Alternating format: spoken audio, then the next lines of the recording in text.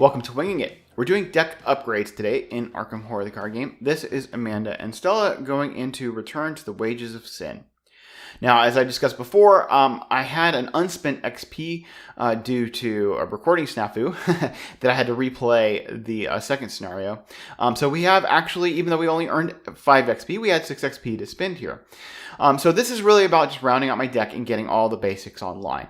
We're going to go ahead and take Archaic Glyphs, Markings of Isis, which we have solved this, so we're able to do that. This is uses 3 charges. You can spend 1 charge to investigate. If you succeed, you may put an asset into play with a printed cost of X or lower from your hand. X is the amount you succeeded by. Now, it's worth noting this is not a replacement effect. You still get the clue. You still get all the effects of doing the investigate. So one of the things about Amanda that I find frustrating is that you want to take tests, as many tests as possible. You want to get all the uses you can out of the cards that are under her. So being able to put a perception under her and then take an action to play an asset feels bad. But if you can, at the same time that you're investigating, play that asset into play, that feels really good. And so it's less to me about saving costs and more about being able to save actions and just keep on trucking with her. So that's why I really like the Markings of Isis in Amanda. Obviously, just upgrading from the lower version of the Archaic Glyphs. We're upgrading our other perception. I've already discussed this. It's just more icons, more card draw. It's really good. And like before, we're just taking our other magnifying glass and we're upgrading it to another ice pick. So we have the flexibility for damage and investigating boosts.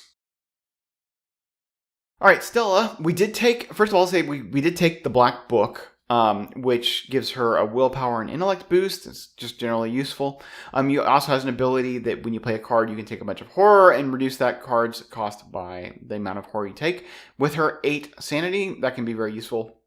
And of course, Granny Orn adds some extra sanity. We are upgrading Granny Orn because it's a huge upgrade. Going from, the difference is the level 0 Granny Orn lets you fail by less. You can outright pass a test with this version of Granny Orn.